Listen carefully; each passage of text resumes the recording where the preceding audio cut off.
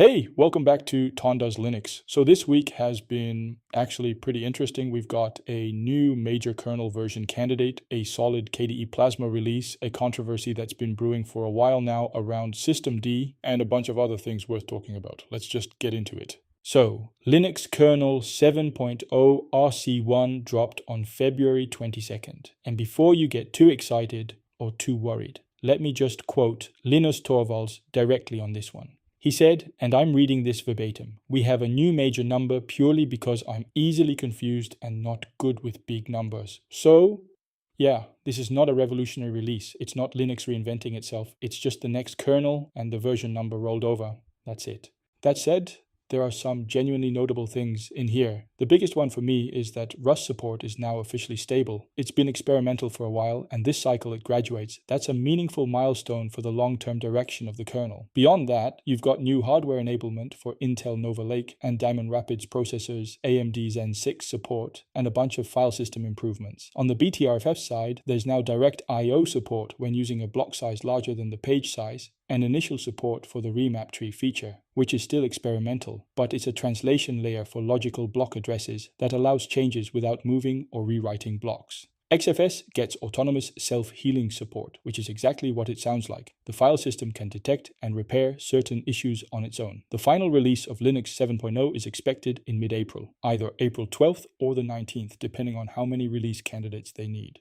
KDE Plasma 6.6 landed on February 17th, and this is a solid release. Not a massive overhaul, but a lot of thoughtful improvements across the board. The headline feature that's getting the most attention is the new Plasma Login Manager, a display manager that could eventually replace SDDM in distributions like Fedora, KaOS, and EndeavourOS. I'll come back to why this matters in a moment. But first, the stuff that's actually useful day to day. Spectacle, the screenshot tool, now has OCR capabilities. You can take a screenshot and extract text directly from it. That's genuinely handy. There's also a QR code scanner in the Networks widget, so you can scan a QR code with your laptop camera to connect to Wi-Fi. App volume control directly from the taskbar, the ability to turn your current Plasma setup into a custom global theme, and ambient light sensor support for automatic brightness adjustment. For Wayland users, there's a new slow keys accessibility feature, better X-Random emulation for X-Wayland apps, and per DRM plain color pipelines. There's also a workaround for Windows games with HDR support running through Wine or Proton, so the colors don't look completely wrong when you're gaming on Linux. Overall, Plasma 6.6 is available now in KDE Neon, Arch Linux, and OpenSUSE Tumbleweed, with Fedora and others following in the coming weeks.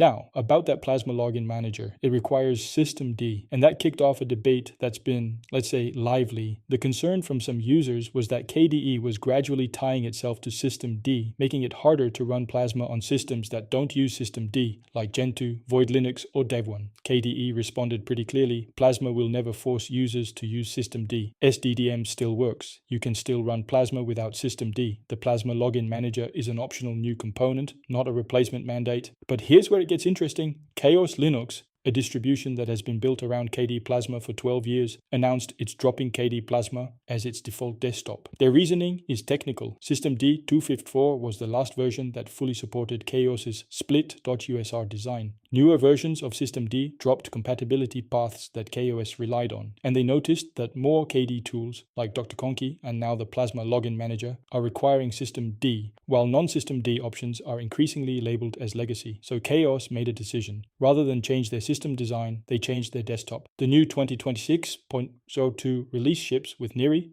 a tiling Wayland compositor, and the Qt-based Noctalia shell. KDE Plasma is still in the KaOS repositories. It's not gone, but it's no longer the default, and that ends a 12-year relationship. This is worth watching. It's not a crisis for KDE, but it's a signal that the systemd dependency question isn't going away. PipeWire 1.6 dropped on February 19th, and this is a meaningful update for anyone who cares about audio on Linux. The two headline features, an LDAC decoder for Bluetooth audio, and the maximum channel count raised from 64 to 128 channels. If you're doing any kind of professional audio work or running complex multi-channel setups, That second one matters. There's also SPAN DSP integration for Bluetooth packet loss concealment, new FFmpeg and ONNX plugins in the filter graph system, and audio channel layouts, so you can just say 5.1 instead of manually mapping every channel. Blender 5.1 beta is out, and it enables hardware ray tracing by default for AMD GPUs through HIP RT. That's a 5 to 10% GPU rendering performance improvement on compatible cards.